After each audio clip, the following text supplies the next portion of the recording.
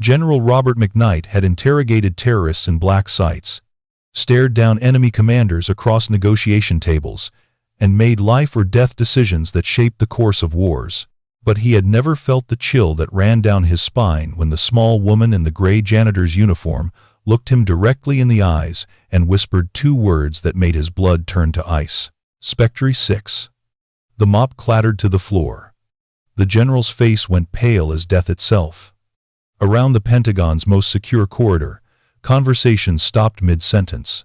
Seasoned military officers who had seen combat across 3 continents took involuntary steps backward from a maintenance worker who suddenly seemed to fill the entire hallway with a presence that defied explanation, because every person in that corridor with sufficient clearance knew exactly what SPECTRE SIX meant.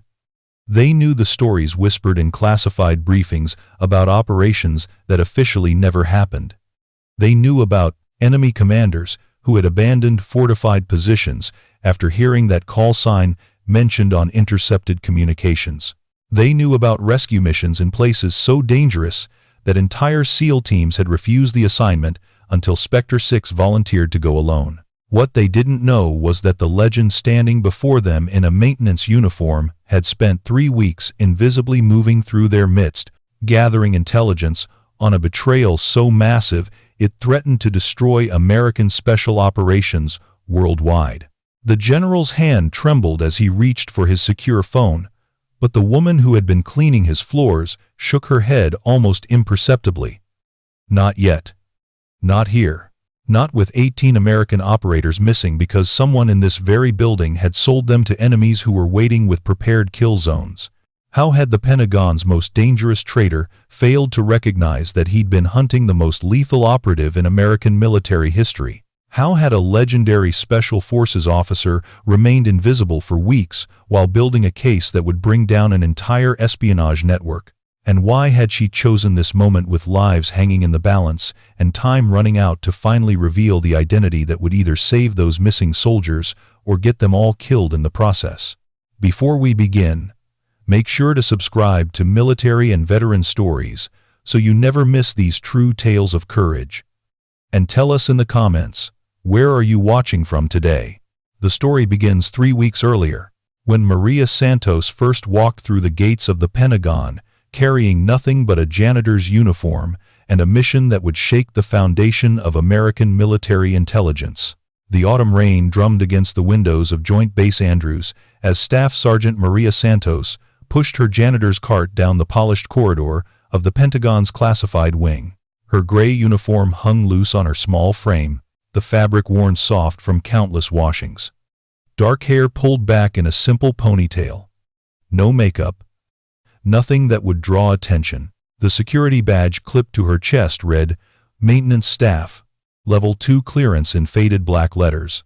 She'd been cleaning these hallways for 3 weeks now, invisible to the parade of officers who moved through the building like they owned the world. Maria methodically swept past office doors marked with titles that made lesser mortals nervous: Joint Chiefs of Staff, Special Operations Command, Classified Operations Division.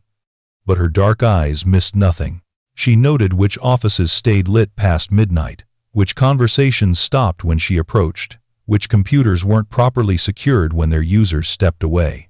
3 years of careful observation had taught her that power lived in the details others overlooked. The way Colonel Harrison always left his coffee cup on the same corner of his desk.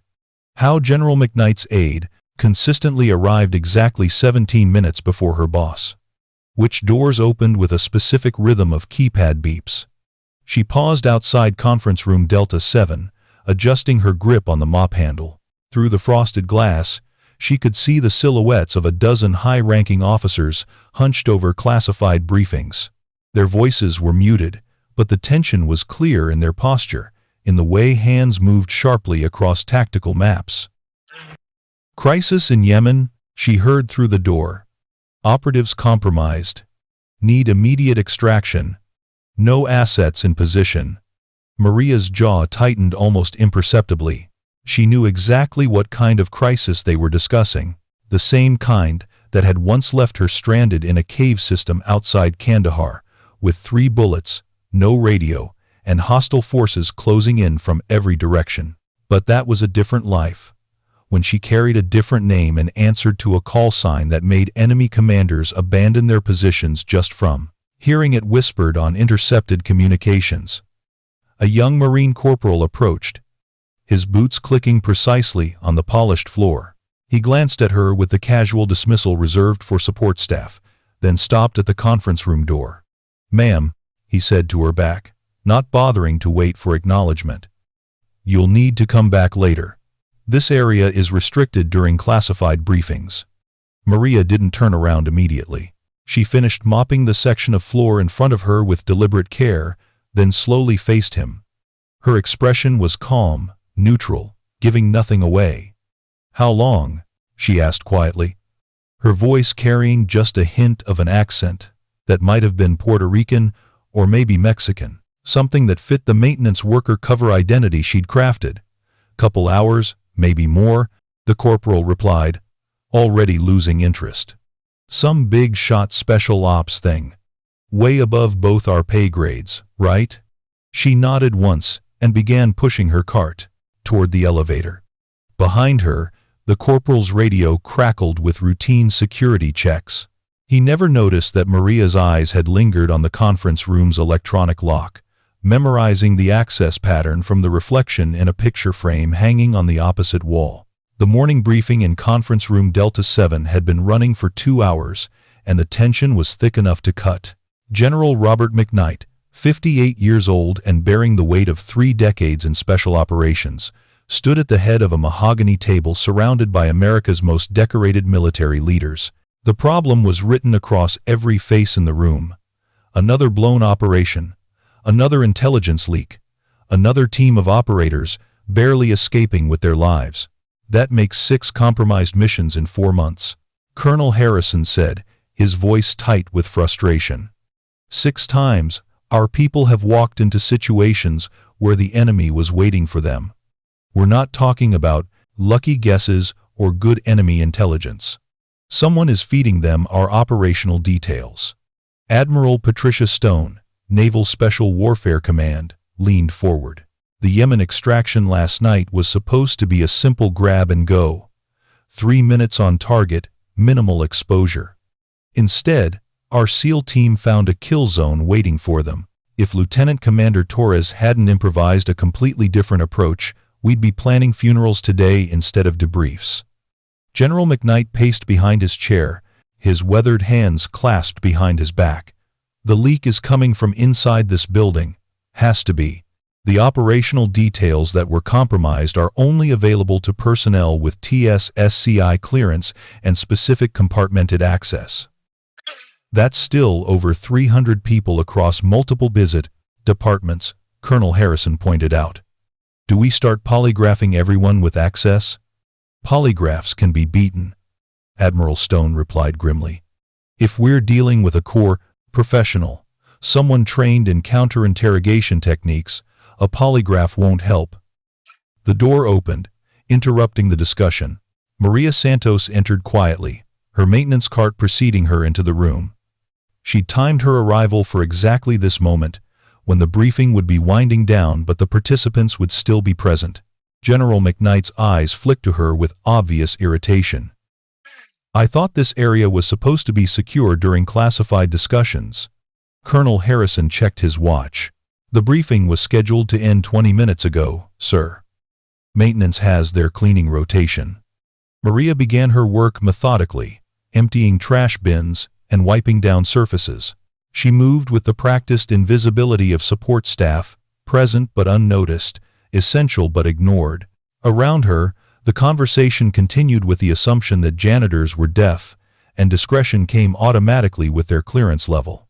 "The pattern suggests someone with to advance knowledge of targeting priorities," Admiral Stone was saying. "Whoever this is, they know which operations we consider critical. They're not just throwing out random intelligence hoping something sticks." "What about the new cybersecurity protocols?" asked Colonel Harrison. "Could this be a digital penetration?" General McKnight shook his head. "I had NSA's best people crawl through our systems. They found nothing. No unusual access patterns, No unauthorized logins. No digital fingerprints.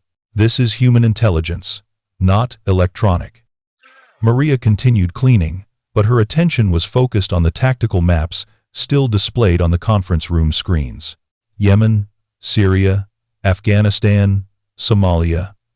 Each marked with operational details that should never have been compromised. She recognized some of the target locations from her own service record, places where she'd once operated under a different identity. Major General Paul Reeves, Army Special Operations, spoke up for the first time. Maybe we're looking at this wrong. Maybe it's not about access to information. Maybe it's about someone with the operational experience to know which details would be most valuable to enemy forces. You're suggesting someone with field experience, Admiral Stone said slowly. Someone who's been there. Knows how these operations work from the ground up. Exactly.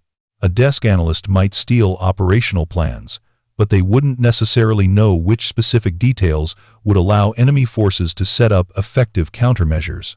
This looks like sabotage by someone who understands special operations from the inside. Maria's hand paused for just a moment as she wiped down a section of table near the maps. Major General Reeves was closer to the truth than he realized. But he was also making the same mistake everyone else was making, assuming the traitor was someone obvious, someone with visible access and recognized authority. Colonel Harrison stood up, gathering his papers. Sir, with your permission, I'd like to expand our investigation parameters. Look at anyone who's had access to these operation types in the past 5 years. Cross-reference with current Pentagon access, financial irregularities, travel patterns that don't match official duties. Approved, General McKnight replied. But keep it quiet.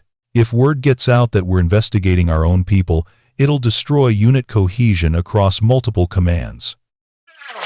As the officers began filing out, Maria continued her cleaning routine. She was nearly finished with the conference room when General McKnight approached her directly. His expression was neither hostile nor friendly, but carried the weight of someone accustomed to being obeyed without question. You, he said, his voice carrying the authority of decades in command. What's your clearance level? Maria looked up from the table she was cleaning, her expression carefully neutral. Level 2, sir. Maintenance staff. How long have you been working in cell? This section? 3 weeks, sir. General McKnight studied her more closely, his eyes taking in details that most officers missed when looking at support personnel. What's your background? Military service? Army, sir. 4 years. Nothing special. Something in her tone, or perhaps the way she held herself, made the general pause. There was something about her posture, the way she answered questions with precise economy of words, that didn't quite fit the profile of a typical maintenance worker. What was your MOS? He asked, using military terminology for job classification. A question that would mean nothing to a civilian, but would immediately identify someone with genuine military experience. 11B, sir. Infantry. The answer was technically correct, but General McKnight had been around long enough to recognize when someone was giving him the minimum truth necessary. What unit? This was the moment Maria had been preparing for. The question that could either maintain her cover or expose the operation entirely. 82nd Airborne, sir. Fort Bragg. General McKnight nodded slowly. The answer was plausible, safe, unremarkable. Thousands of soldiers had served with the 82nd Airborne over the years, but something about her manner continued to nag at him. Colonel Harrison, who had paused by the door, spoke up. General, the maintenance staff all have background checks. Standard procedure for Pentagon access. I'm sure they do, General McKnight replied, but his eyes never left Maria's face. Still, it never hurts to be thorough. What's your name? Maria Santos, sir. Well, Miss Santos, I hope you understand the sensitive nature of the work that goes on in these rooms. Discretion is not just expected, it's required. Yes, sir, Maria replied. I understand. General McKnight waited for her to elaborate, to show some sign of nervousness or defensiveness. Instead, she simply returned to her cleaning with the same methodical precision she'd maintained throughout the conversation. After a moment, he turned and left the room, Colonel Harrison following behind. As their footsteps faded down the corridor, Maria allowed herself the smallest of smiles. The general's instincts were good. He sensed something was off, something that didn't fit his assumptions about who belonged in his secure spaces. But like most people in positions of authority, he couldn't imagine that the greatest threat might come from someone he'd been trained to overlook. 3 hours later, as Maria finished her shift and prepared to leave the Pentagon, she reviewed the conversation in her mind. General McKnight was clearly the type of officer who noticed details, who asked probing questions. That made him either a potential asset or a potential problem. What she didn't yet know was that General McKnight had continued thinking about their brief interaction long after she'd left the building. Something about the maintenance worker named Maria Santos bothered him, but he couldn't quite identify what it was. He made a mental note to have her background checked more thoroughly, not because he suspected her of anything specific, but because 30 years in special operations had taught him to trust his instincts when something felt out of place. If he had known who he was really dealing with, General McKnight would have realized that his instincts were absolutely correct. But by the time he discovered the truth, it would already be too late to prevent the confrontation that was about to unfold. Maria Santos was indeed not who she appeared to be, and in 72 hours, she was going to prove it in a way that would shake the Pentagon to its foundation. The crisis began at 0347 hours on a Tuesday morning, when the emergency alert system throughout the Pentagon shrieked to life with a sound that made seasoned combat veterans reach instinctively for sidearms that weren't there. Critical alert. Security breach in progress. All personnel report to designated stations. This is not a drill. Maria Santos had been mopping the floors on the 3rd level of the classified wing when the alarms began. Around her, the normal nighttime quiet of the Pentagon exploded into coordinated chaos as security teams moved through corridors with weapons drawn and radios crackling. Lieutenant Colonel Jennifer Hayes, the night duty officer, emerged from the central command post with a phone pressed to her ear and stress written across her face. "Roger that. Seal the building. No one in or out until we have a complete accounting." Maria continued her cleaning routine, but her attention was focused on the fragments of conversation she could hear from multiple radio channels. Someone had accessed the secure servers. Someone had downloaded classified operational files. Someone had been inside their most protected systems for the past 47 minutes before being detected. "Ma'am," called Sergeant First Class Torres, the senior security NCO on duty. "We need to account for all personnel currently in the building. That includes support staff."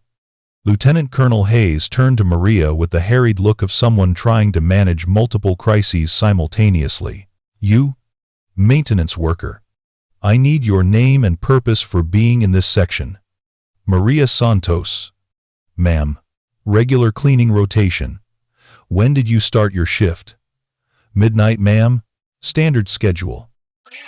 Lieutenant Colonel Hayes made a note on her clipboard, but Sergeant Torres stepped closer, studying Maria's face with the sharp attention of someone trained to spot anomalies. "Santos, right?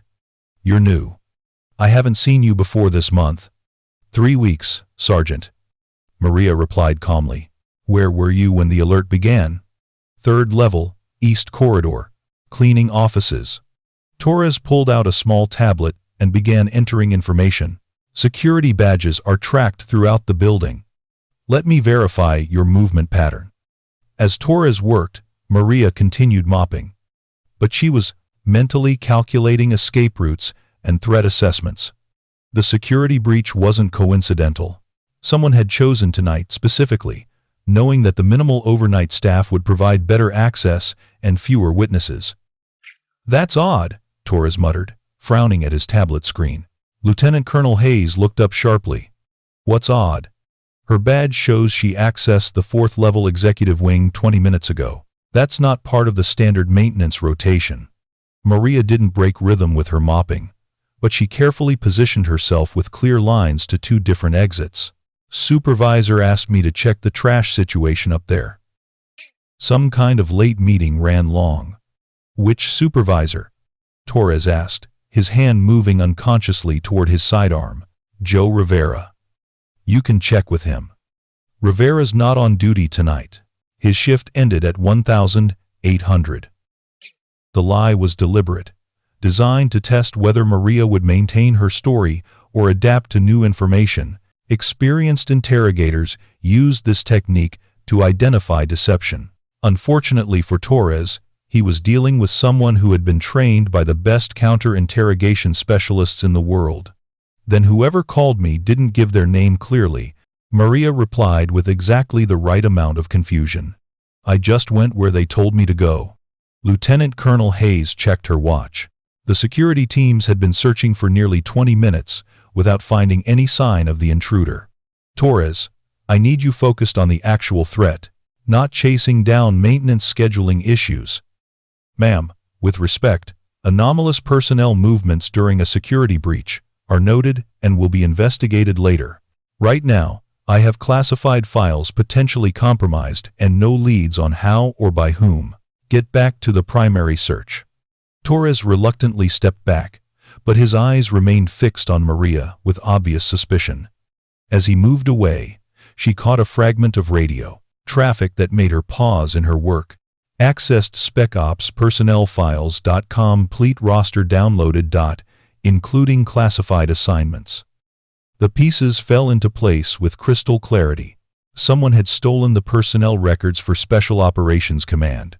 But not just any records, the classified files that contained real names, operational histories, and current assignment details for operators whose official existence was often denied. Maria recognized the pattern because she'd seen it before. This wasn't random espionage or opportunistic theft.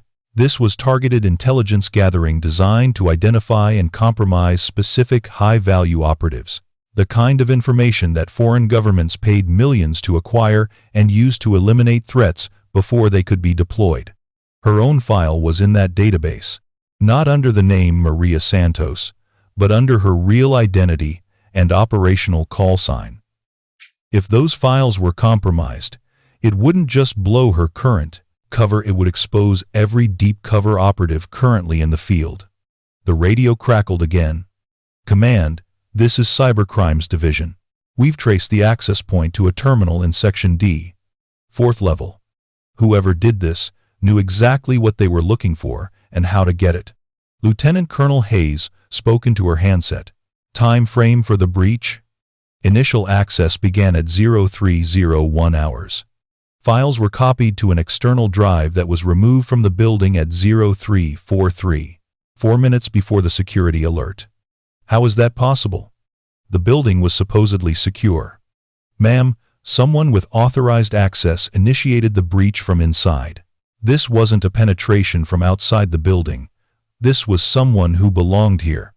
Maria felt a chill that had nothing to do with the Pentagon's air conditioning system. The timeline meant that whoever had stolen the files was already gone, probably miles away by now. But it also meant they'd had help. Someone with legitimate access had provided cover for the operation. As if reading her thoughts, Sergeant Torres appeared beside her again. Santos, I need you to come with me. Lieutenant Colonel Hayes wants to interview all personnel who were in the building during the relevant time frame. I understand, Sergeant. Torres led her down a corridor toward what looked like a temporary interview area that had been set up in one of the smaller conference rooms. As they walked, Maria's trained eye cataloged every detail. The positions of security cameras, the locations of armed guards, the movement patterns of personnel responding to the crisis. Just routine questions, Torres said. But his tone suggested he was hoping for something more than routine answers. They entered a sparsely furnished room where Lieutenant Colonel Hayes waited with a legal pad and a recording device. The setup was professional but not formal, designed to encourage cooperation rather than invoke constitutional rights. Miss Santos, please have a seat. This shouldn't take long. Maria sat down, maintaining the posture and expression of someone who was helpful but slightly nervous about being questioned by military officers. It was a performance based on careful study of how genuine maintenance workers responded to authority. "I want to emphasize that you're not under suspicion," Lieutenant Colonel Hayes began. "We're simply trying to account for everyone's movements and observations during the time period when the security breach occurred." "I understand, ma'am. According to your badge records, you accessed the 4th level at 0323 hours. That's approximately 20 minutes after the initial breach began, but 18 minutes before it was detected. Can you explain why you were on that level?" Maria had been expecting this question since she'd deliberately accessed the 4th level. Sometimes the best way to avoid suspicion was to place yourself somewhere you shouldn't have been for reasons that were completely innocent. "I received a phone call asking me to check the executive wing. Someone said there'd been a late meeting and the trash needed to be collected before morning." "Who called you?" "They didn't give a name. Just said they were with building operations and gave me a task number." "What was the task number?" Maria provided a number that was genuine. She'd memorized dozens of them from 3 weeks of working in the building. The task number would check out because it was real. It would also show that someone had indeed called in that specific request. What Lieutenant Colonel Hayes didn't know was that Maria had made the phone call herself, using a spoofed internal line and following proper Pentagon protocols for maintenance requests. She'd needed legitimate cover to access the 4th level, and the best cover was one that created its own paper trail. "And what did you observe while you were on the 4th level?" "Nothing unusual, ma'am. The offices were dark, mostly empty. Collected trash from 3 offices and returned to my regular route." "Did you see anyone else? Hear anything unusual?" Maria paused, as if trying to remember. "I thought I heard voices from one of the offices, but the door was closed. Didn't seem unusual. People work late sometimes." Torres leaned forward. "Which office?" "I'm not sure of the number. It was near the end of the corridor. Corner office with the big windows." Lieutenant Colonel Hayes and Torres exchanged glances. Maria had just described the office of Deputy Director Warren Blake, CIA Liaison to Special Operations Command, the same office where the security breach had originated. "Are you certain about the voices?" Lieutenant Colonel Hayes asked. "Not certain, no ma'am. Could have been a television or radio left on. I didn't think much about it at the time." The interview continued for another 10 minutes, covering Maria's background, her observations, and her movements throughout the night. She answered every question, with the kind of detailed honesty that comes from someone who has nothing to hide because every detail she provided was technically true, just incomplete. When it was over, Torres escorted her back to the maintenance area where other support staff were being processed. As they walked, he made one final attempt to shake something loose. "Santos, you handled that interview like someone with experience being questioned by officials. Most civilians get nervous, stumble over details, contradict themselves. You were remarkably composed." Maria shrugged. "I've got nothing to hide, Sergeant. And I learned a long time ago that the truth is easier to remember than lies." Torres studied her profile as they walked. "Where did you learn that?" "When quote 200 and AD2, one sonnet A200. Life, I guess." It wasn't until they reached the maintenance area that Torres realized Maria Santos had just given him the most honest answer he was likely to get from her. Everything she'd told them was true, she just hadn't told them everything. As Torres walked away, Maria began cleaning her equipment with the same methodical precision she brought to every task. Around her, other maintenance workers spoke in hushed tones about the excitement, the security teams, the rumors of espionage. None of them noticed that Maria Santos had handled the most intensive interrogation of her cover identity without breaking character once. None of them realized that her remarkable composure came from years of training in hostile territory, where a single inconsistent answer could mean death.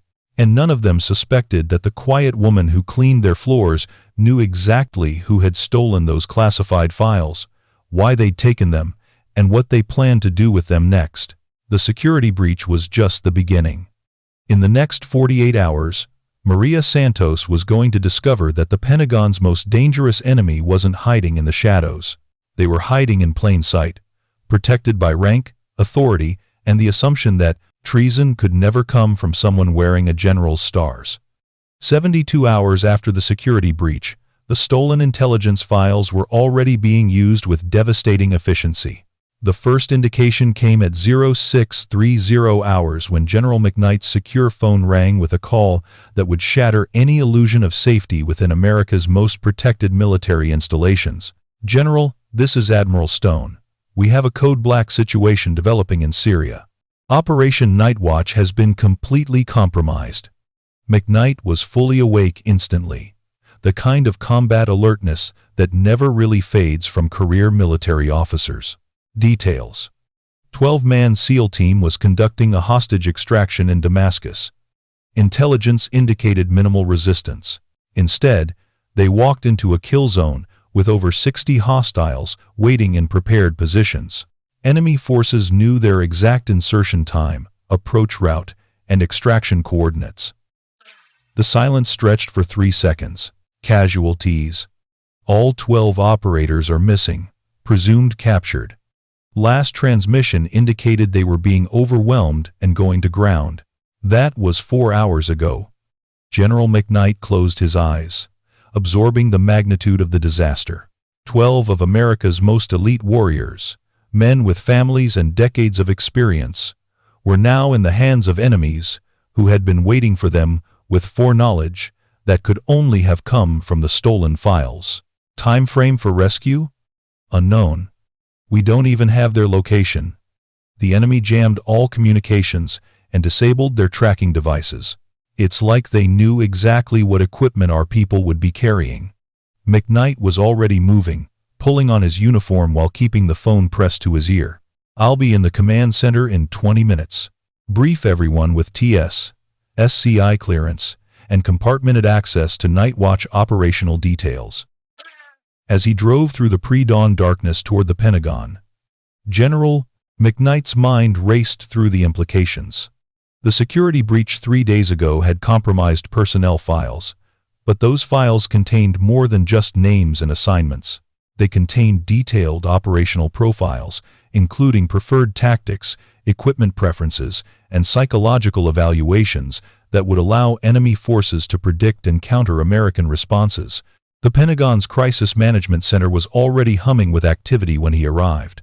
Wall-mounted screens displayed satellite feeds, communication intercepts, and real-time intelligence from multiple sources across the Middle East. The controlled chaos of a developing emergency, where every second mattered and every decision carried the weight of lives in the balance. Colonel Harrison approached with a tablet full of bad news. "Sir, we've identified at least 3 other operations that may have been compromised. Teams in Afghanistan, Somalia, and Yemen are all reporting unusual enemy preparedness and what appears to be advanced knowledge of our tactics." Admiral Stone joined them, her face grim. "It's worse than that. The enemy isn't just defending against our operations. They're using our own intelligence against us." The Damascus team was led into the kill zone by what appeared to be legitimate intelligence about the hostage's location. "They're feeding us false information through our own networks," General McKnight realized. "Someone with access to our operational planning is actively sabotaging missions in real time." The implications were staggering. It wasn't just about stolen files anymore. Someone inside the Pentagon was providing ongoing intelligence support to enemy forces. Someone with the access and authority to redirect American military operations into traps. Down in the maintenance area, Maria Santos received word through the building's internal communication system that all support staff were to report for additional security screening. The stolen files had contained information that could potentially identify undercover operatives, and security was taking no chances with anyone who had building access. She reported to the designated screening area, along with dozens of other janitors, technicians, and administrative personnel. The process was thorough. Enhanced background checks, polygraph examinations, and detailed interviews about any suspicious observations or contacts. Maria watched the proceedings with professional interest, noting the stress patterns in her fellow employees and the methodical approach of the security teams. What she didn't expect was the announcement that came over the building's public address system at 0847 hours. All personnel with special operations backgrounds or experience are to report immediately to the Crisis Management Center. This includes active duty, reserve, retired, and contractor personnel. No exceptions. The announcement was unusual for two reasons. First, it suggested that the crisis had escalated beyond what normal Pentagon staff could handle. Second, it indicated that someone in command had decided they needed operators with field experience to solve a problem that traditional military intelligence couldn't address. Maria finished mopping the section of hallway she'd been assigned and quietly made her way toward the Crisis Management Center. Not to report as requested that would blow her cover immediately, but to observe and gather intelligence about what was really happening. The center was a maze of workstations, communication equipment, and display screens showing global military operations. Through careful positioning near maintenance closets and utility areas, Maria was able to overhear fragments of the conversations that painted a picture of escalating disaster. Teams are being systematically targeted using their own operational signatures. Enemy forces demonstrating knowledge of classified tactics and discrete procedures. Whoever is feeding them information has access to real-time operational planning. General McKnight stood at the center of it all, coordinating response efforts while trying to identify the source of the leaks. His frustration was visible as each new development confirmed that the enemy was always one step ahead. "Admiral, what's our assessment of insider threat probability?" Admiral Stone consulted a tablet filled with preliminary investigation results. 90% or higher, General. The specificity of compromised information indicates someone with direct access to compartmented intelligence. Not just historical files, but current operational data. Colonel Harrison pointed to a display showing communication intercepts. "Sir, we're seeing enemy communications that reference our operators by name and call sign. They know who they're fighting, where they're likely to be deployed, and how they're likely to respond to specific threats. If you're hooked on this story, make sure to subscribe and turn on notifications so you never miss an upload. Your support means everything and helps me bring you more inspiring military stories like this one." Maria absorbed this information while maintaining her maintenance routine. The enemy had comprehensive intelligence on American Special Operations Forces, including details that would allow them to identify and target specific high-value individuals. Her own operational history, under her real name and call sign, was part of that compromised data. The irony wasn't lost on her. She was currently inside the Pentagon, investigating a security breach that had potentially exposed her own classified identity to the same enemies she'd spent years fighting. If the wrong people connected Maria Santos, the janitor, with her real identity, she would become a target within hours. A new voice entered the conversation, one that made Maria freeze in place. "General McKnight, this is Deputy Director Blake, CIA. I understand you're dealing with a significant operational security failure." Warren Blake, the same man whose office Maria had accessed during the security breach. The man who had requested late-night maintenance service through channels that couldn't be traced. The man who had been conveniently absent from the building during the time when the files were stolen. "Deputy Director, we could use CIA analytical support. Someone is feeding our operational intelligence to hostile forces in real time." "Absolutely, General. I'll have my best people analyze the pattern of compromised operations.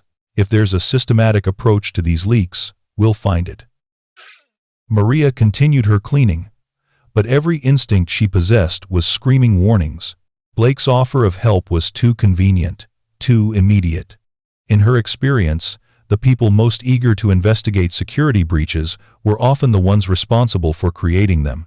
She needed to get closer, to observe Blake's behavior, and identify whether he was genuinely trying to solve the crisis or actively sabotaging the investigation. But approaching the Central Command area as a maintenance worker would be impossible without drawing attention. The solution came in the form of an emergency maintenance request. One of the communication arrays had developed an intermittent connection issue that was disrupting intelligence feeds. Standard protocol required immediate technical support to maintain operational capability. Maria volunteered for the assignment, knowing it would place her directly adjacent to the command center's most sensitive discussions.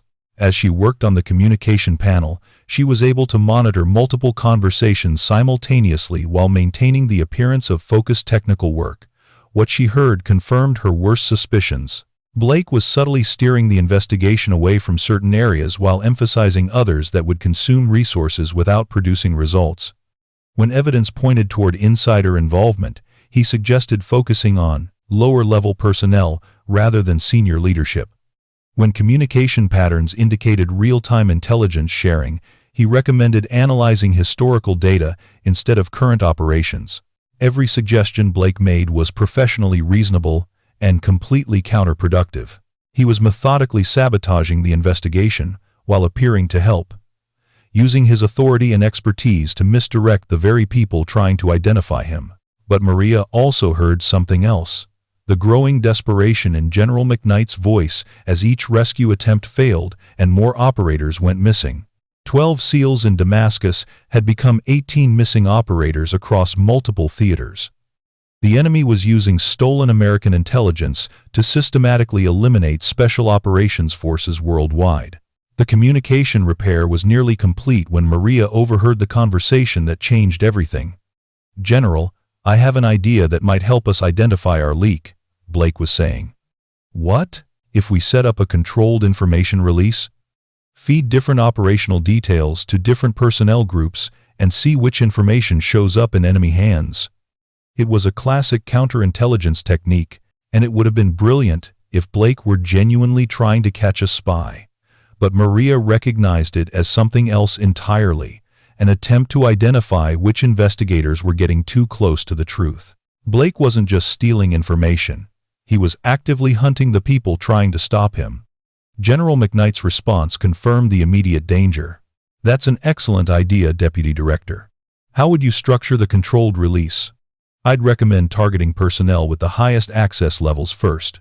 Anyone who's had contact with the compromised files, anyone who's asked unusual questions, anyone who's demonstrated knowledge or behavior that doesn't fit their official position." Maria's blood turned to ice. Blake was essentially asking for permission to investigate her. The maintenance worker who had been present during the security breach, who had accessed unauthorized areas, who had handled interrogation with suspicious composure, she fit every parameter of his proposed investigation. She finished the communication repair and prepared to leave the area, but a new crisis erupted before she could slip away. "General," Colonel Harrison's voice carried across the command center.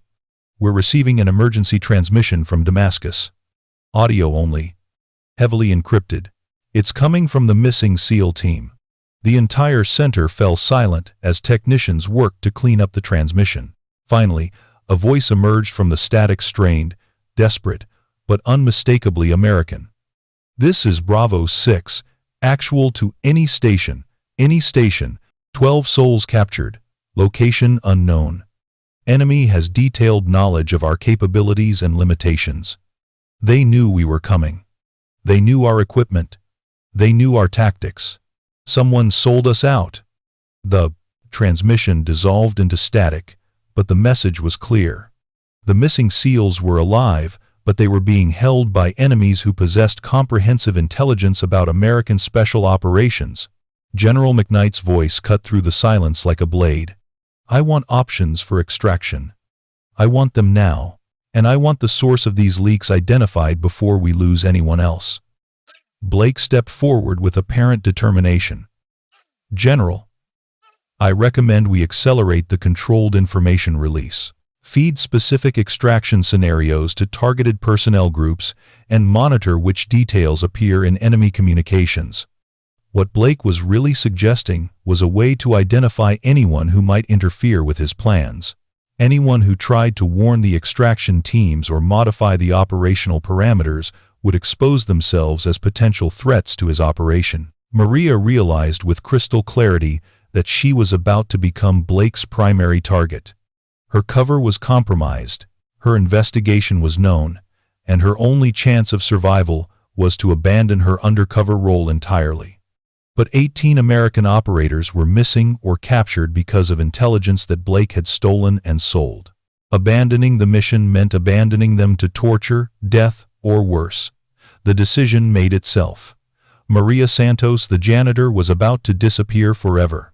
In her place would stand someone whose very name had once made enemy commanders abandon their positions rather than face her in combat. The Pentagon was about to discover that they'd been hunting a traitor while overlooking the one person who could stop him. But first, she needed to survive the next 10 minutes without Blake realizing who he was really dealing with. The emergency extraction briefing was set for 1,400 hours in Conference Room Alpha 1, the Pentagon's most secure planning facility. Every person attending had been personally cleared by General McKnight, and the operational details were compartmented, beyond even normal top-secret protocols. Maria knew she shouldn't be anywhere near that briefing. As a maintenance worker with Level 2 clearance, her presence would be impossible to explain if she were discovered, but she also knew that Blake would use this meeting to sabotage any rescue attempt before it began. She positioned herself in an adjacent utility closet that shared ventilation with the conference room. Using maintenance access that existed specifically for situations requiring emergency repairs, through the acoustic connection, she could hear every word while remaining invisible to the meeting participants. General McKnight's voice opened the briefing with characteristic directness. "Gentlemen, we have 18 operators missing across 4 theaters. All were taken after walking into kill zones that demonstrated advanced knowledge of their tactics, equipment, and operational signatures. Our priority is immediate extraction, but we cannot afford to lose more people to the placed same intelligence failures." Deputy Director Blake's response came immediately, smooth and professional. "General, CIA has analyzed the pattern of compromised operations. The enemy is demonstrating knowledge that could only come from someone with access to our most sensitive operational files. I recommend we limit this rescue planning to absolutely essential personnel only."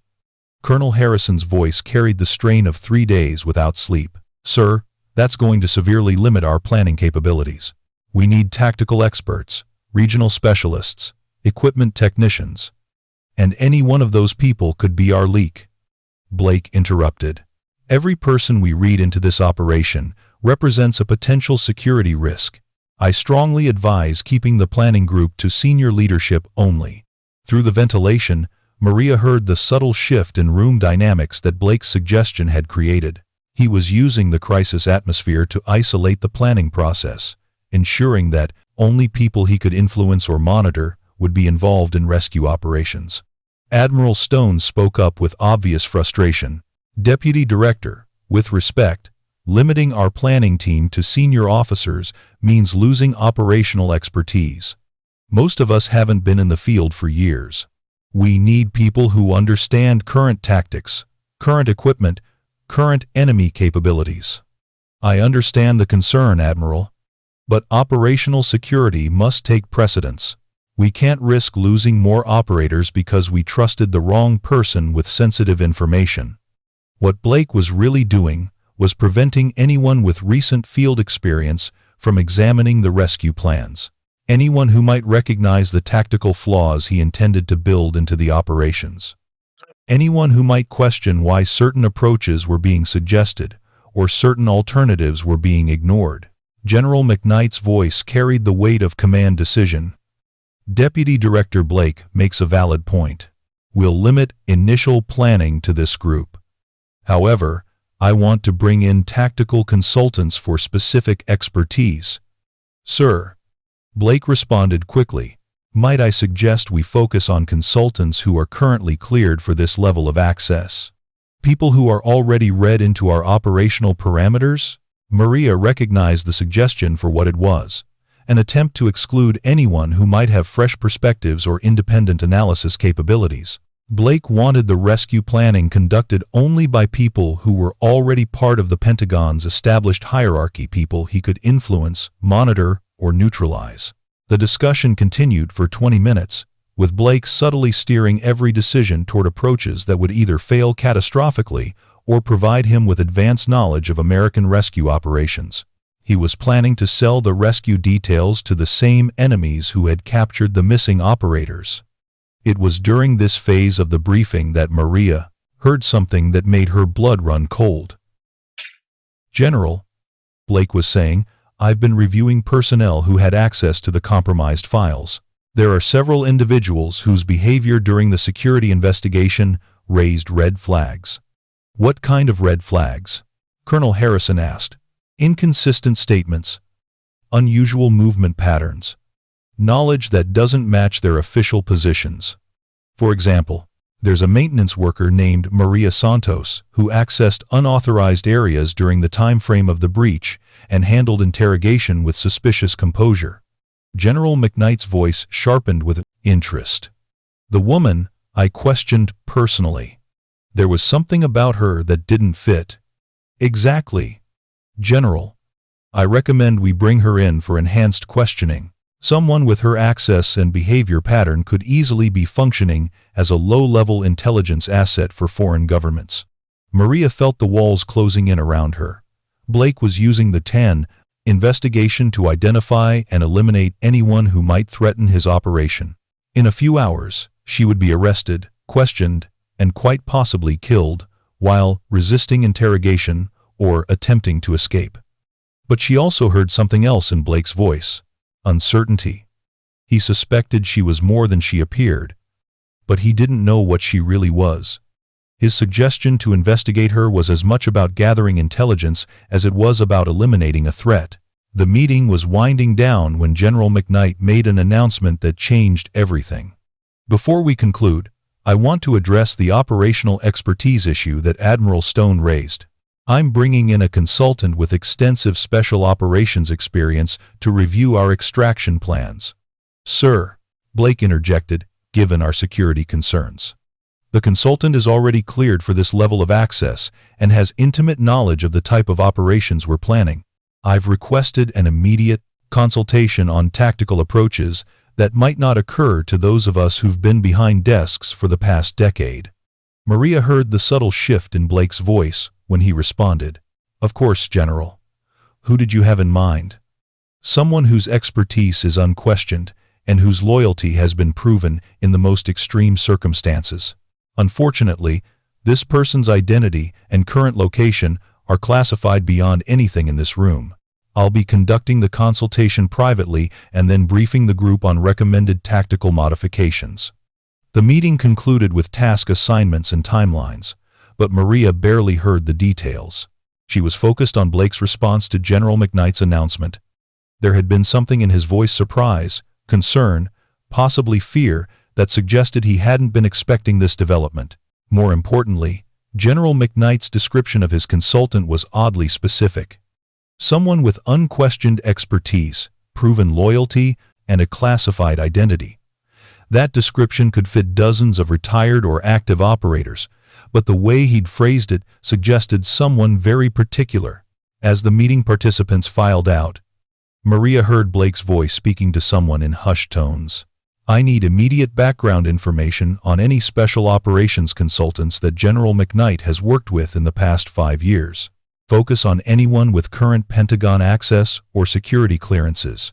The response was inaudible, but Blake's follow-up was clear. "Check deep cover operatives, retired assets, anyone who might be operating under alternative identities. If McKnight is bringing in outside expertise, I need to know who it is and how to neutralize their influence." Maria realized that Blake was now hunting for the consultant that General McKnight had mentioned.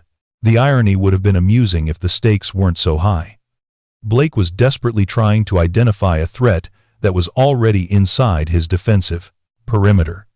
She waited until the corridor was clear before emerging from the utility closet.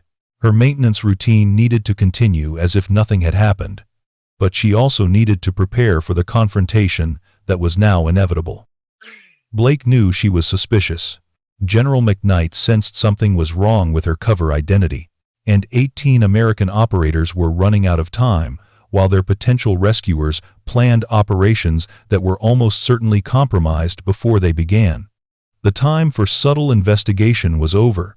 Maria Santos, the janitor, was about to disappear, and in her place would stand someone whose very existence was proof that America's most dangerous enemies had severely underestimated their opposition. But first, she needed to survive the next few hours, while Blake's investigation closed in around her. And she needed to do it without giving Blake any indication of who he was really hunting. The game was about to change in ways that none of them were prepared for. The trap closed at 1,730 hours, just as Maria was finishing her afternoon cleaning rotation. She had been expecting it since overhearing Blake's conversation, but the timing and method still caught her slightly off guard. "Miss Santos?" The voice belonged to Major Patricia Reeves, Pentagon Security Division, accompanied by 2 military police officers.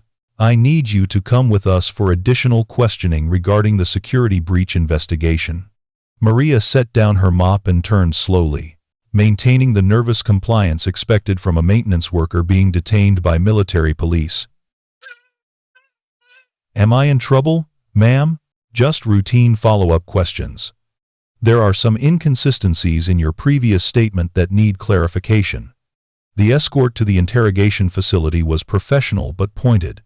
No handcuffs, but clear positioning that prevented any chance of escape. Maria used the time to observe her handlers and assess the facility they were entering. The questioning room was more sophisticated than the informal interview she'd undergone 3 days earlier. Recording equipment, stress monitoring devices, and two-way mirror observation. This was serious interrogation designed to break down deception and extract truth from unwilling subjects. Major Reeves entered with a thick file folder and a tablet displaying what appeared to be detailed background information. Behind the mirror, Maria could sense additional observers, probably Blake himself, along with other Pentagon security personnel. "Miss Santos, I want to begin by reviewing your employment history prior to joining Pentagon maintenance staff." The questions started routinely, but became increasingly specific and challenging. Employment dates that didn't quite align with official records, references who were difficult to verify, training and experience that seemed inconsistent with her supposed background. Maria answered each question with the careful honesty she'd maintained from the beginning. Every detail was technically accurate, just incomplete. But she could sense the growing frustration from her interrogators as they failed to find obvious contradictions or signs of deception. "Let's discuss your military service," Major Reeves continued. "You stated that you served 4 years with the 82nd Airborne Division. Can you provide specific details about your units, deployments, and duties?" This was the critical moment. Maria provided unit designations, deployment dates, and operational details that were all verifiable through official records. What she didn't mention was that her service with the 82nd Airborne represented only a small fraction of her total military career, and certainly not her most significant assignments. "Your service record shows standard infantry training and deployment to Afghanistan in 2018, Major Reeves noted. Yet during your previous interrogation, you demonstrated knowledge of Pentagon security protocols and classified procedure terminology that wouldn't typically be available to someone with your background." "I've been working in this building for 3 weeks, ma'am. You pick up information about procedures just from being around." You quoted specific regulation numbers from memory. Section 7, Paragraph 2 of the Security Operations Manual. "That's not information you pick up casually." Maria maintained steady eye contact, projecting the calm confidence of someone telling the truth. "I have a good memory for details, ma'am. Always have. It's useful in maintenance work." Behind the mirror, she could almost feel Blake's growing frustration. The interrogation was proceeding exactly as designed to break down a low-level foreign intelligence asset or compromised employee. But it wasn't revealing anything that would justify enhanced detention or more aggressive questioning techniques. Major Reeves tried a different approach. "Miss Santos, we have security footage showing you in areas of the building that weren't part of your assigned cleaning route. Specifically, you accessed the 4th level executive wing at a time when you claimed to be responding to a maintenance request that we can't verify. I responded to a phone call, ma'am. Someone said they needed trash collection from a late meeting. No such phone call appears in our communication logs. Then, whoever called me wasn't using official channels, or the logs are incomplete. The suggestion that Pentagon security might have incomplete records was both audacious and technically plausible. Communication systems failed, logs were corrupted, and human error occurred even in the most secure facilities. Major Reeves consulted her tablet, clearly working from a script prepared by Blake or other security analysts. Miss Santos, how would you explain your unusual composure during high-stress questioning? Most civilian employees show significant stress responses when questioned by military police. Your physiological indicators suggest someone with extensive experience in interrogation situations. Maria allowed herself a slight smile. Ma'am, I spent 4 years in Afghanistan getting questioned by everyone from squad leaders to colonels about everything from missing equipment to patrol protocols. You learn not to get rattled by people in uniform asking questions. The answer was honest and completely reasonable. But it also revealed something that Major Reeves seized upon immediately. But, you describe your Afghanistan deployment as if you were frequently in contact with senior officers and involved in operational briefings. That would be unusual for an enlisted infantry soldier. No, ma'am. I describe it as frequently getting in trouble for small issues that required administrative review. Different thing entirely.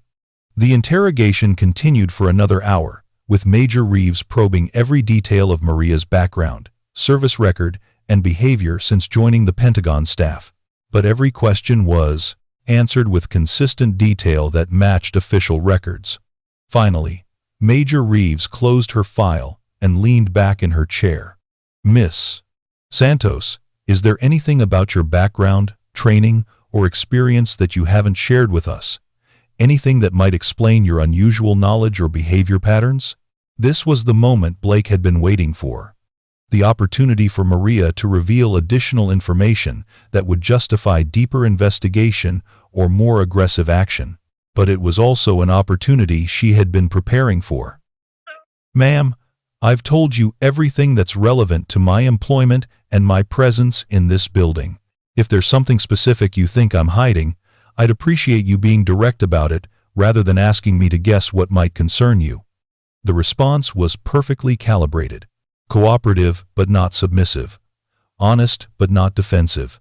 The kind of answer that demonstrated strength without revealing anything that could be used against her. Behind the mirror, Blake was undoubtedly realizing that the interrogation had failed to produce actionable intelligence. Maria Santos remained exactly what she appeared to be, a maintenance worker with military experience and an unusually sharp memory for details. But Blake was about to make a critical mistake. Major Reeves's earpiece crackled with instructions from the observation room. After listening for a moment, she looked directly at Maria with an expression that had shifted from professional inquiry to something approaching recognition. Miss Santos, I have one final question. It's been suggested that you might have experience with Special Operations Forces during your military service.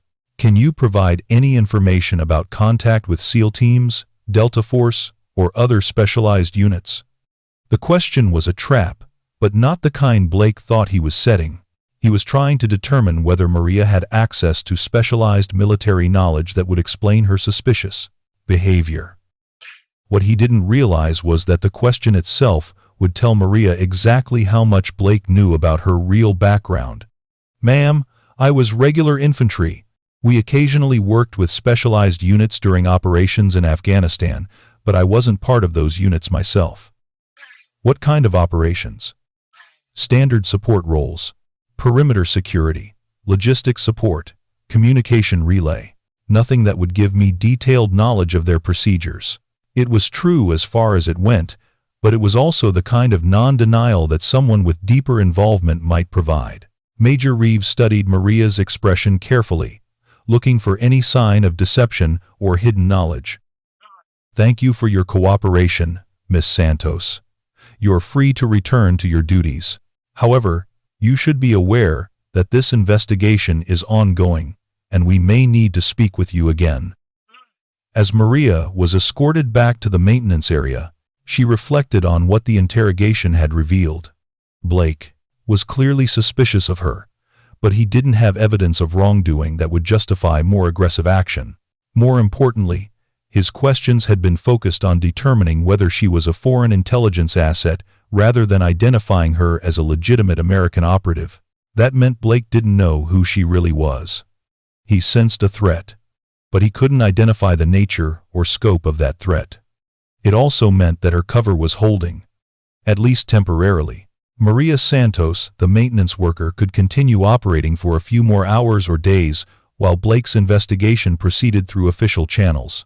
But time was running out for the missing operators, and Blake was preparing to sabotage any rescue attempts before they began.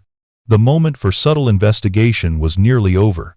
In 18 hours, General McKnight would convene the final extraction planning session. In 24 hours, rescue teams would launch operations that Blake intended to compromise. From the beginning, Maria Santos had 18 hours to gather the evidence needed to expose Blake's treason. 18 hours to identify his network and methodology. 18 hours to ensure that American operators could be rescued without walking into another trap. After that, Maria Santos would disappear forever. In her place would stand someone whose very name would make Blake realize that he had been hunting a legend while overlooking the most dangerous person in the Pentagon. The Pentagon was about to discover what happened when SPECTRE SIX came out of the shadows. The final extraction planning session began at 0800 hours with the weight of 18 lives hanging in the balance. General McKnight stood at the head of the conference table in the Pentagon's most secure planning facility, surrounded by America's highest-ranking military leaders and the man who was systematically betraying them all. "Gentlemen, we have one opportunity to get our people back," McKnight began, his voice carrying the gravity of command under pressure. "The intelligence indicates that all captured operators are being held at a facility outside Damascus. Enemy forces are using our own tactical knowledge against us, so we need approaches they won't expect." Deputy Director Blake leaned forward with apparent concern. "General, I've completed my analysis of the security risks within our planning group. I strongly recommend we limit operational details to essential personnel only." What Blake was really doing was positioning himself to control the flow of information while identifying any last-minute threats to his BDUS operation. Maria Santos had survived the interrogation, but Blake still sensed something dangerous about the maintenance worker who knew too much and revealed too little. Admiral Stone spread tactical maps across the table. "We have 3 potential approach routes: northern insertion through hostile territory, eastern approach via friendly forces, or southern infiltration through urban areas. Each has advantages and significant risks."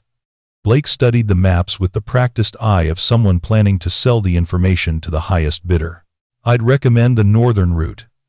Fastest approach, minimal civilian casualties, most direct path to the target facility."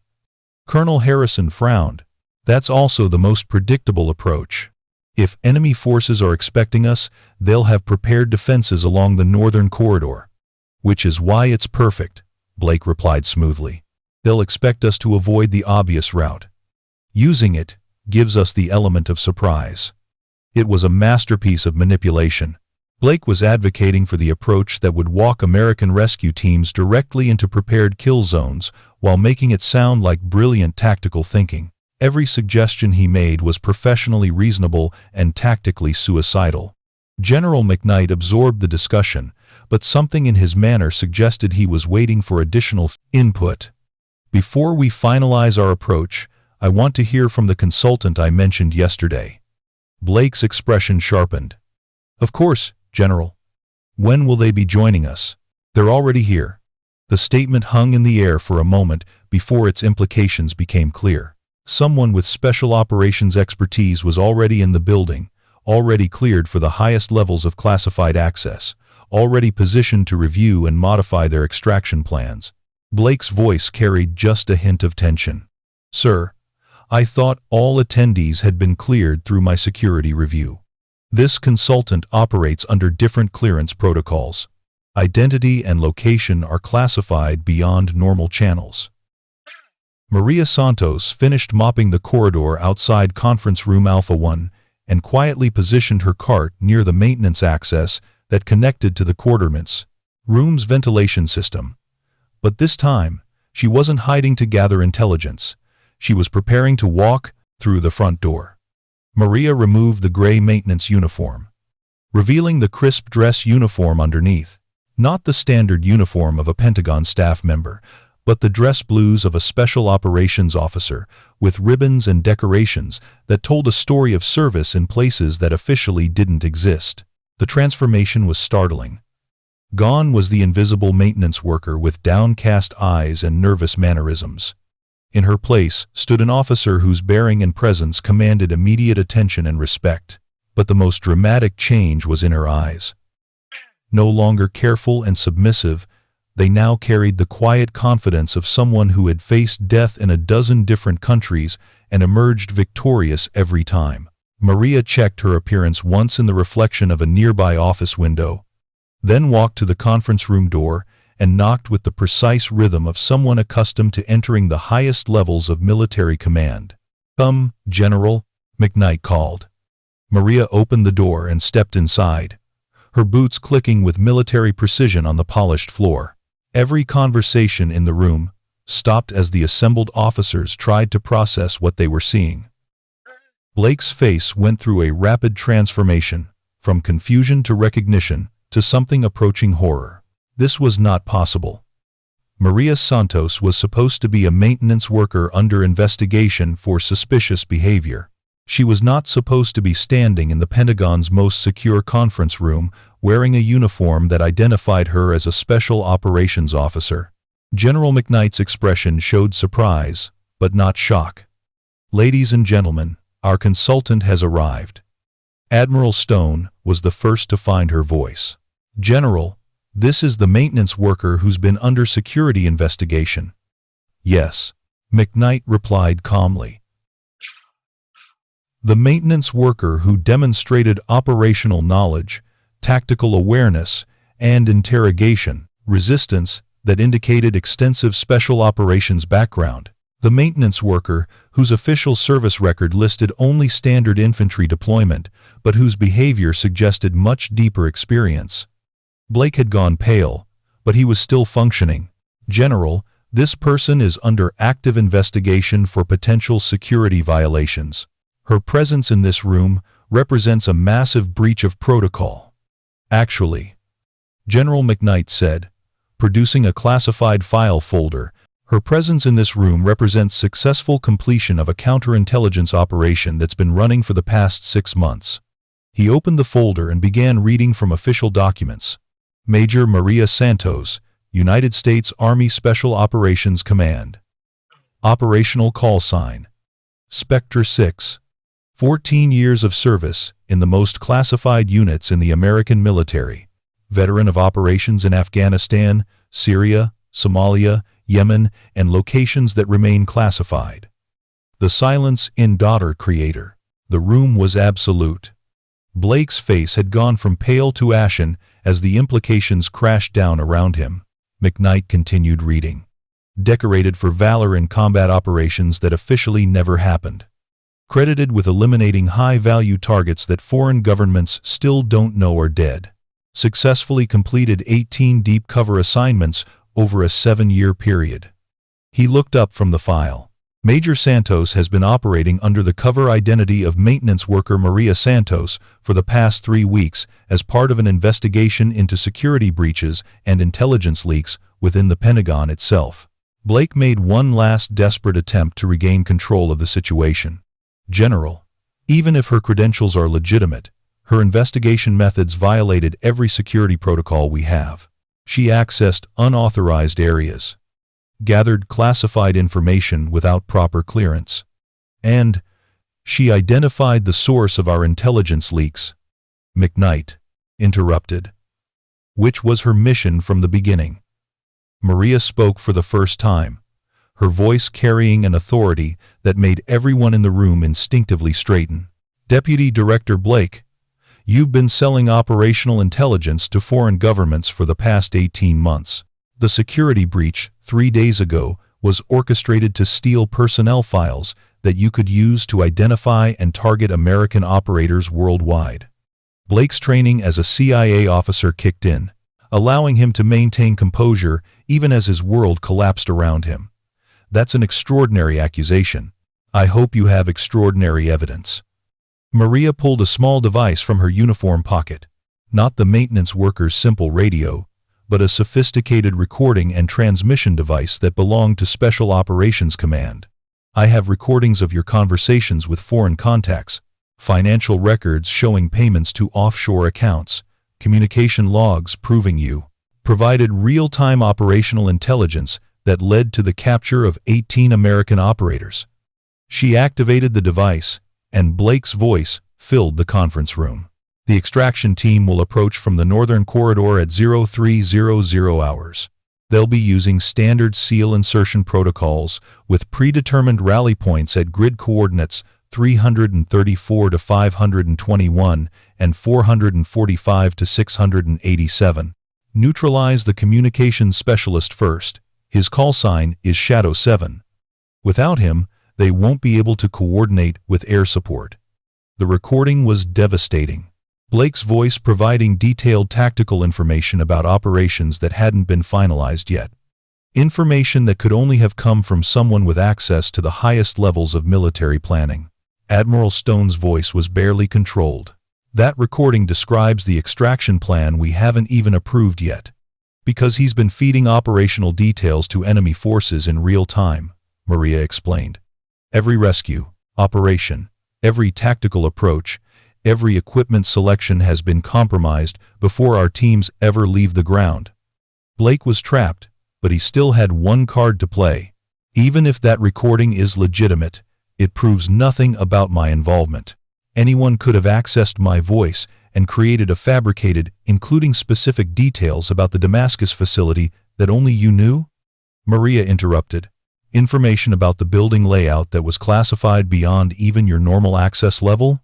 She produced additional evidence, photographs, communication intercepts, and financial records that painted a comprehensive picture of treason at the highest levels of the American intelligence community.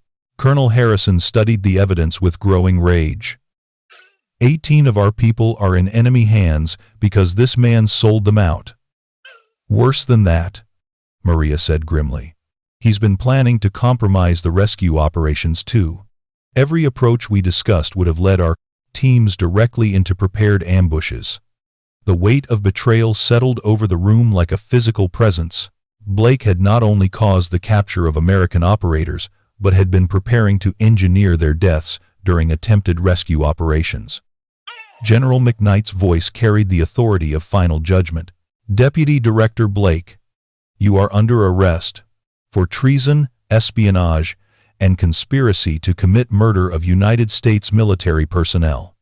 Blake made his move then, lunging toward the panic button that would summon CIA security personnel loyal to him.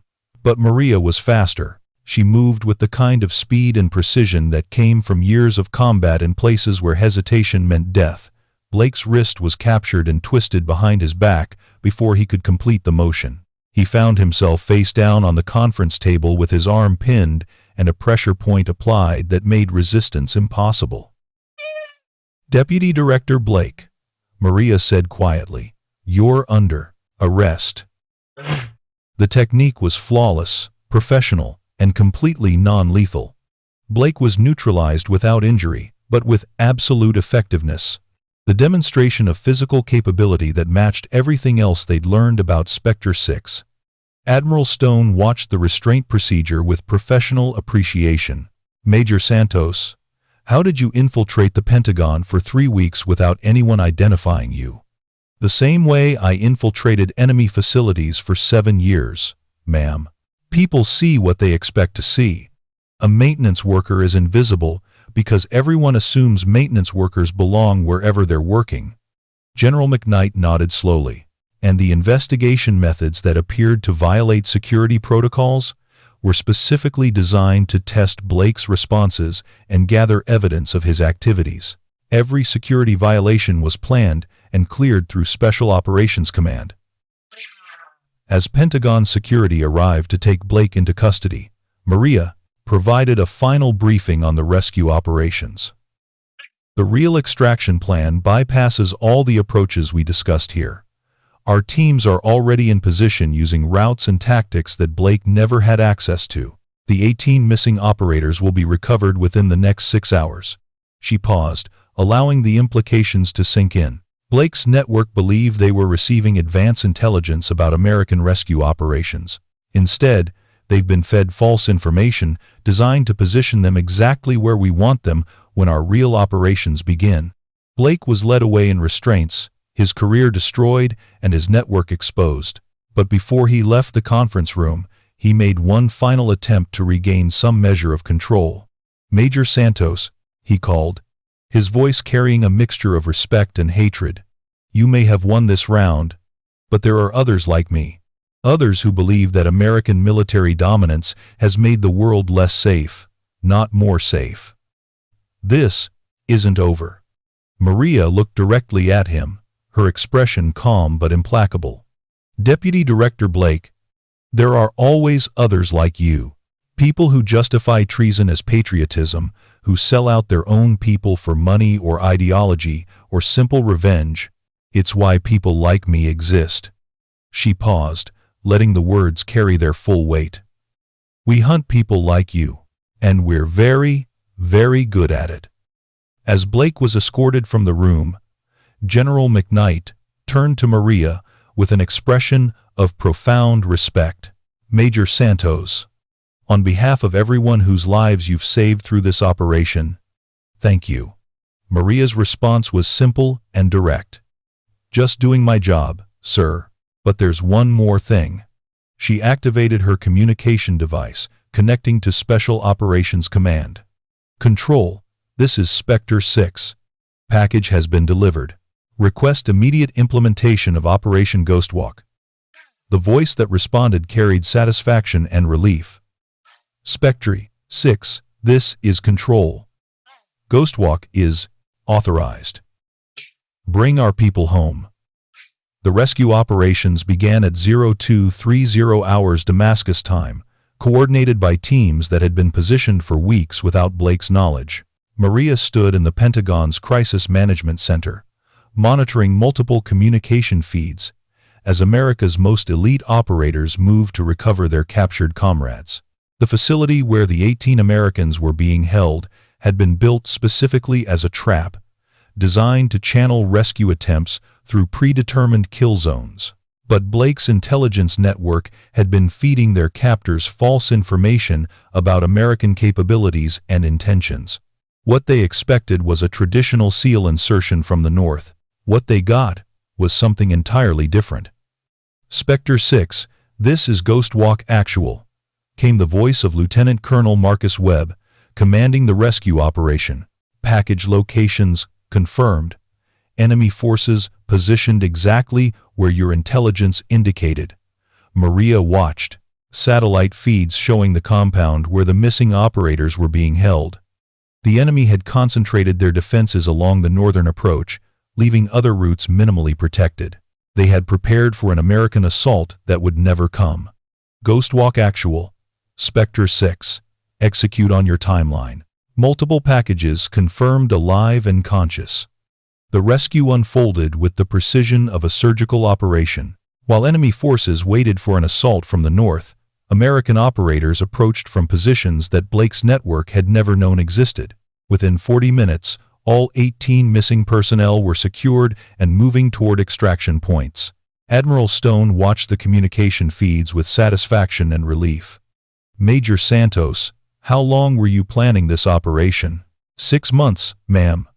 Blake's network has been under surveillance since we first identified patterns in compromised operations. The security breach 3 days ago was allowed to did patterns proceed so we could gather evidence and identify his complete methodology." General McKnight studied tactical displays showing the successful rescue operations. The 18 operators who were captured, they were bait? No, sir. They were conducting legitimate operations that Blake compromised through his intelligence network. But once we knew they'd been taken, we used their situation to set up this counterintelligence operation. The difference was important.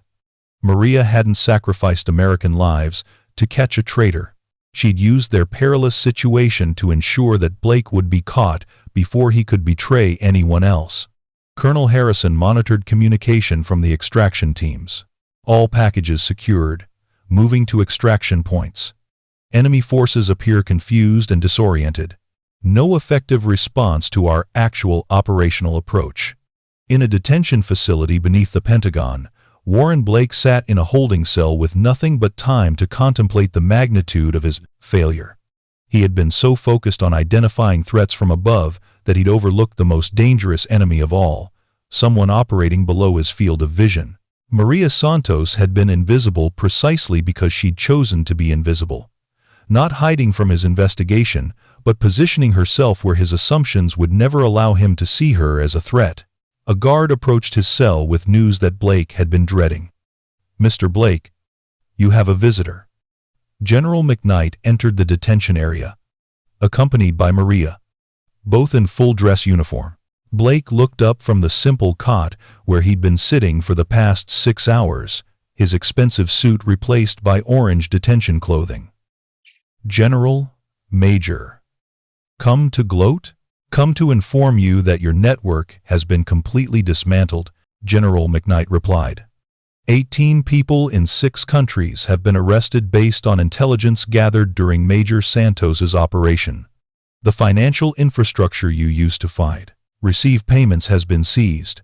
Your foreign contacts are either dead or in custody.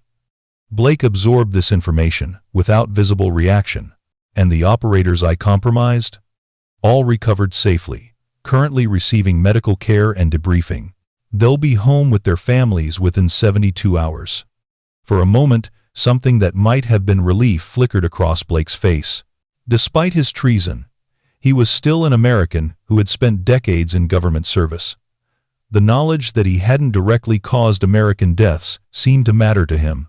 Maria stepped closer to the cell, her voice quiet but carrying absolute authority. "Mr. Blake, I want you to understand something about the investigation that brought you down." Blake looked up, meeting her eyes for the first time since his arrest. "Every access violation I committed was planned and authorized.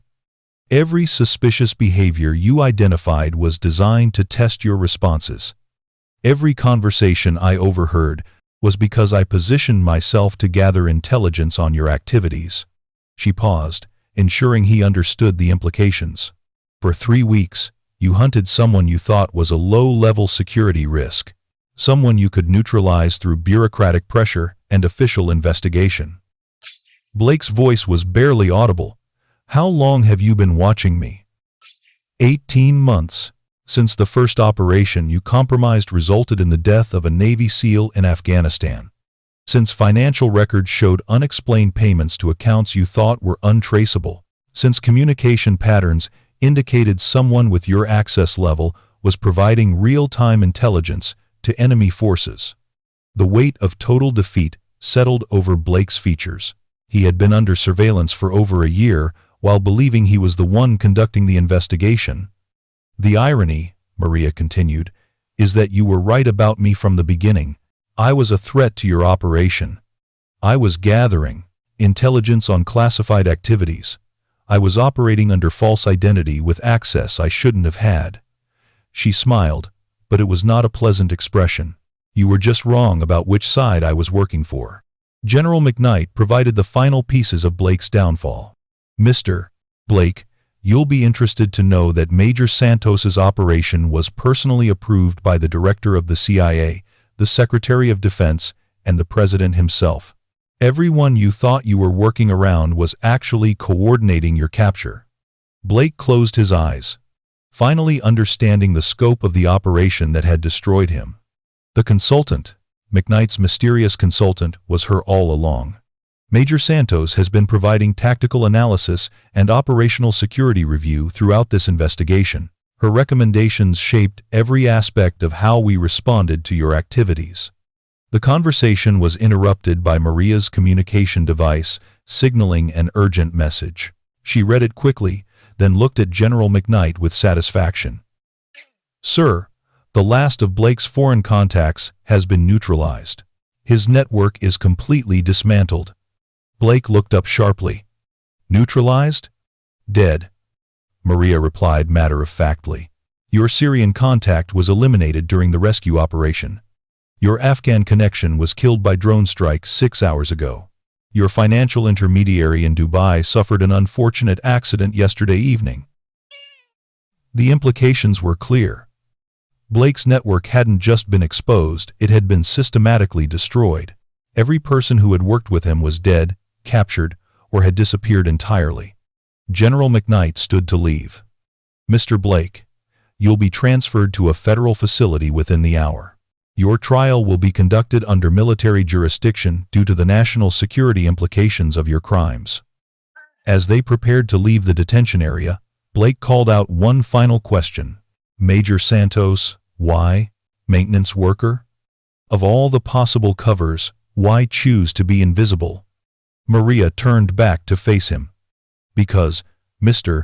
Blake, the most dangerous people are often the ones no one bothers to see. You spent your career focused on threats from above, while ignoring the person mopping the floors beside your feet. And because," she added with grim satisfaction, "when you hunt traitors, it's better to be underestimated than respected. You never considered that a janitor might be the most dangerous person in the Pentagon." Blake was left alone in his cell, contemplating a career of betrayal that had been undone by someone he'd dismissed as beneath his notice. For 18 months, he'd believed he was the predator in a complex intelligence operation. He'd been wrong. He'd been the prey all along. 6 months after Blake's arrest, the Pentagon had undergone a transformation that went far beyond improved security protocols. The culture itself had shifted in ways both subtle and profound, driven by the understanding that threats could come from any level and true expertise might be found in the most unexpected places. General McKnight stood before a gathering of Pentagon staff officers, analysts, administrators, and support personnel in the main auditorium. Behind him, a large screen displayed the official statistics that told the story of Operation Ghostwalk's success. "Ladies and gentlemen, I want to discuss the lessons learned from recent events and how they'll shape our operations going forward." The audience included many faces that had become familiar to Maria during her 3 weeks as a maintenance worker. Joe Rivera sat in the third row, still processing the knowledge that one of his janitors had been a decorated special operations officer. Major Patricia Reeves, who had conducted the interrogation, occupied a front row seat with an expression of professional embarrassment. "First," General McKnight continued, "we've implemented new protocols for recognizing and investigating potential insider threats. But more importantly, we've learned to value expertise regardless of its source or apparent rank." On the screen behind him appeared a photograph of Maria in her maintenance uniform, followed by an image of her in dress blues with full decorations. The contrast was startling and deliberate. Major Maria Santos, operating under the call sign SPECTRE SIX, spent 3 weeks in this building performing duties that most of you would consider menial. During that time, she gathered intelligence that exposed a treason network spanning 6 countries and saved the lives of 18 American operators. The applause was spontaneous and sustained, but Maria herself was not present to receive it. Admiral Stone took the podium to provide additional context. Major Santos's operation required a level of discipline and professional skill that few people possess. She maintained her cover identity under investigation, interrogation, and direct suspicion while gathering evidence that led to the arrest of 43 individuals involved in selling American military secrets. In the audience, Sergeant Torres shifted uncomfortably. He remembered his suspicions about the maintenance worker who had known too much and acted too professionally. His instincts had been correct, but he'd been investigating the wrong side of the equation. The Blake Network, Admiral Stone continued, had been operating for nearly 2 years before Major Santos's investigation exposed their activities. During that time, they compromised over 60 American military operations, resulting in mission failures, equipment losses, and personnel casualties that we're still assessing. She paused to let the magnitude of the betrayal sink in. Major Santos's willingness to spend weeks cleaning floors and emptying trash cans saved more American lives than most combat operations ever accomplish. After the briefing, Joe Rivera approached General McKnight with obvious discomfort. "Sir, I supervised Santos, Major Santos, for 3 weeks. I never suspected anything. That was the point. Mr. Rivera, Major Santos needed to be invisible to be effective. Your treating her as just another maintenance worker was exactly what the operation required. But I should have noticed something. The way she worked, the way she carried herself, the way she handled everything that happened." General McKnight smiled. "Mr. Rivera, you did notice. You mentioned to her that most people complain about their work conditions, but she just did the job. You recognized that she was different. You just didn't know how different." Rivera nodded slowly. "Will we see her again?" Major Santos is currently assigned to classified operations. When or if you see her again depends on national security requirements beyond anything in this building. What General McKnight didn't say was that Maria Santos was already operating under deep cover in another location, hunting another network of traitors who believed they were too important and too well protected to be threatened by someone they'd never consider worth noticing. In a secure facility outside Washington, Warren Blake was beginning his second month of federal detention. His trial had been swift and definitive, conducted under military authority with evidence so comprehensive that his defense attorney had recommended accepting a plea bargain. Blake had refused. Even facing multiple life sentences, he maintained that his actions had been justified by his belief that American military operations made the world less stable. The jury had deliberated for 37 minutes before returning guilty verdicts on all charges.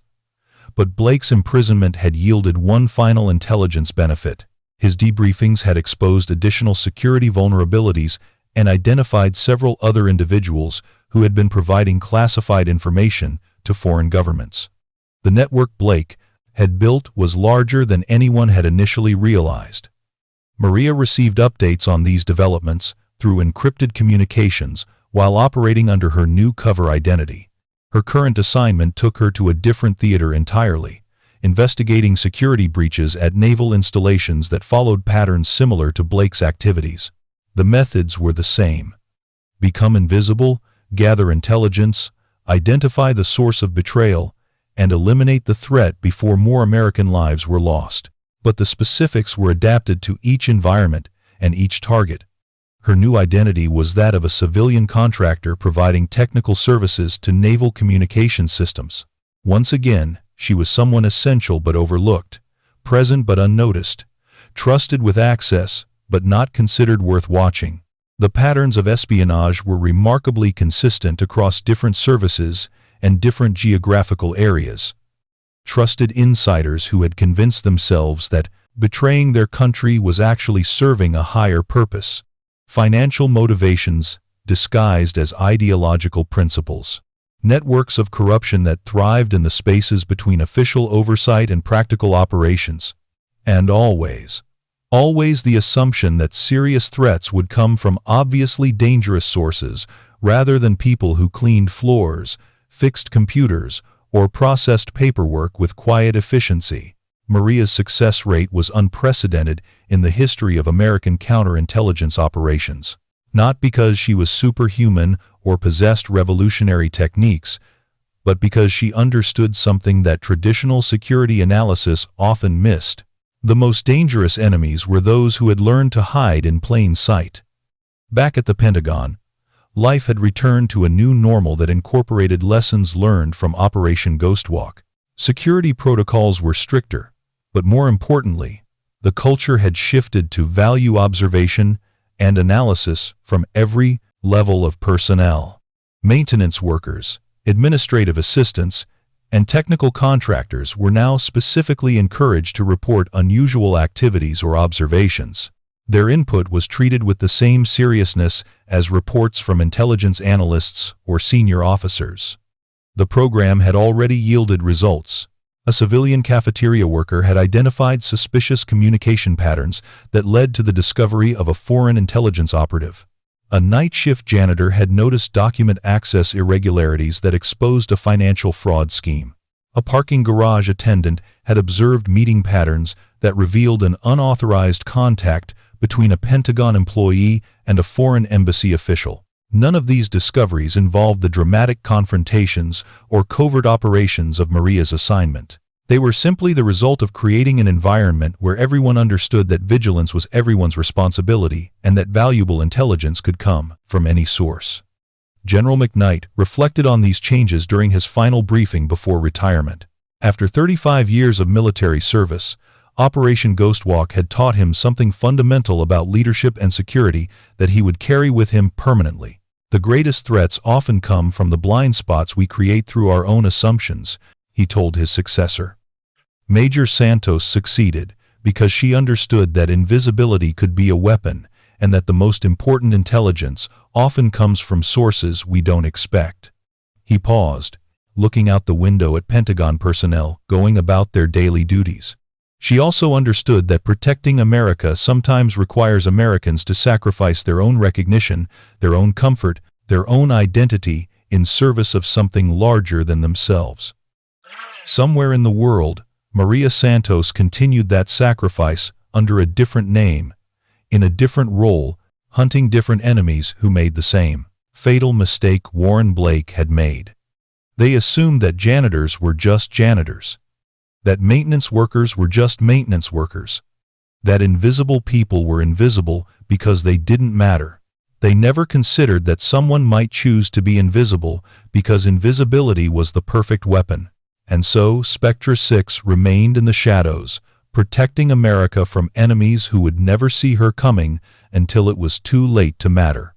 The Pentagon had learned that its greatest strength wasn't in its obvious power or visible authority, but in the dedication of people willing to serve without recognition, to sacrifice without glory, and to remain invisible so that others could remain safe. Maria Santos had given them that lesson at the cost of her own identity and recognition. In return, she had saved countless lives and protected the nation she had sworn to serve. The debt could never be repaid, but it would never be forgotten. And somewhere in the world, in some other building, in some other role, SPECTRE SIX continued hunting enemies who had made the mistake of underestimating the woman who cleaned their floors. If you enjoyed this story, please subscribe for more military and veteran stories. These true tales keep the courage alive for generations to come. And in the comments, tell us, where are you watching from and who's the quiet leader you'll never forget.